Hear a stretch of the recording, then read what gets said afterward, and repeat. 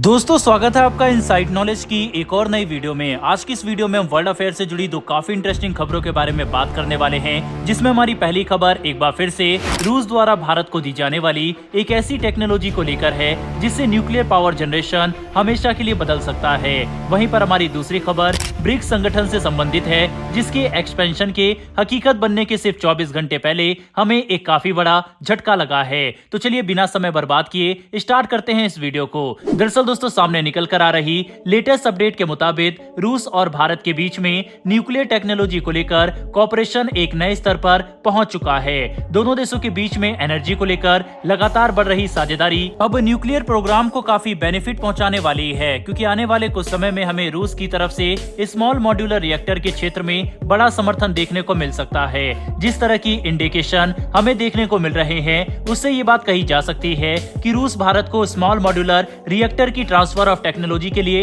तैयार हो सकता है। बता दें कि इस वक्त दुनिया में सिर्फ दो ही ऐसे देश हैं जिन्होंने स्मॉल मॉड्यूलर रिएक्टर को सही तरह से विकसित किया हो, जिसमें रूस और चीन शामिल है। यहाँ तक कि अमेरिका भी अभी तक इस मॉड्यूलर रिएक्टर को सही तरह से नहीं बना पाया है और अमेरिका का पहला मॉड्यूलर रिएक्टर साल 2030 से पहले तैयार नहीं होने वाला, जिसकी वजह से भारत जो विश्व में सबसे तेजी से ग्रो करती हुई इकोनॉमी की कैटेगरी में आ चुका है। अगर हमें स्मॉल मॉड्यूलर रिएक्टर के क्षेत्र में रूस की तरफ से ट्रांसफर ऑफ टेक्नोलॉजी मिल जाती है तो हम ये काम अमेरिका से पहले भी कर सकते हैं। बता दें ये खबर एक ऐसे समय पर सामने आ रही है जब तमिलनाडु में 6000 मेगावाट के nuclear power project Kudankulam nuclear power plant को विकसित करने का काम जारी है और इसका पहला चरण किसी भी वक्त पूरा हो सकता है, जिसका मतलब साफ है कि रूस भारत के साथ न्यूक्लियर एनर्जी से लेकर क्रूड ऑयल के क्षेत्र में काम करने को लेकर काफी उत्सुक है और इसके लिए दोनों देश अपनी साझेदारी का विस्तार भी कर रहे हैं। अगर आप सोच रहे हैं कि आखिर ये स्मॉल मॉड्यूलर रिएक्टर है क्या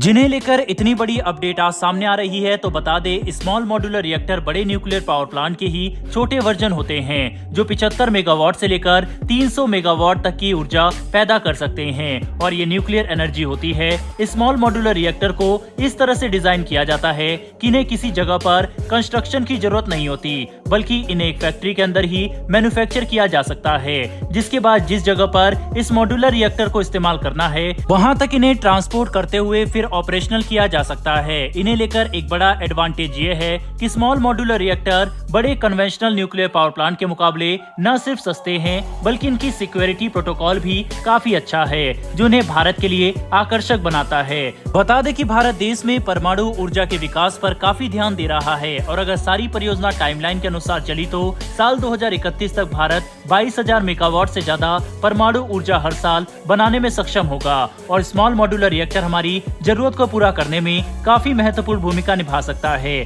खास करके ऐसे इलाके में जहां पर बड़े न्यूक्लियर पावर प्लांट लगाना संभव नहीं है, जिससे देश के अंदरूनी और पहाड़ी इलाकों में भी न्यूक्लियर पावर की सुविधा उपलब्ध कराई जा सकती है। बहरहाल दोस्तों बढ़ते हैं हमारी दूसरी खबर की तरफ, जो कि ब्रिक्स संगठन के विस्तार से जुड़ी हुई है। इसका विस्तार से सिर्फ 24 घंटे पहले ही सभी देशों को बड़ा झटका लगा है। आपको याद है कि इसी साल ब्रिक्स के विस्तार करने की मंजूरी दी गई थी, जिसके तहत 6 देश अर्जेंटीना, इथोपिया, ईरान, सऊदी अरब, इजिप्ट और यूएई ब्रिक्स में शामिल किए जाएंगे। इन देशों की सदस्यता 1 जनवरी 2024 से शुरू होनी थी, लेकिन इसके ठीक 24 घंटे पहले अर्जेंटीना के नए राष्ट्रपति ने एक लेटर लिखकर भारत, चीन, रूस, ब्राजील और साउथ अफ्रीका के राष्ट्राध्यक्षों को सूचित किया है कि सत्ता में आने के बाद अर्जेंटीना के नए राष्ट्रपति ब्रिक्स में शामिल होने का फैसला जो पिछली सरकार का था उसे बदल रहे हैं। उनकी नीति पिछली सरकार के मुकाबले पूरी तरह से उलट है और वे अमेरिका समेत इजराइल को अपना समर्थन देते हैं। अर्जेंटीना के नए राष्ट्रपति ने कहा है कि उनके देश के इंटरेस्ट अमेरिका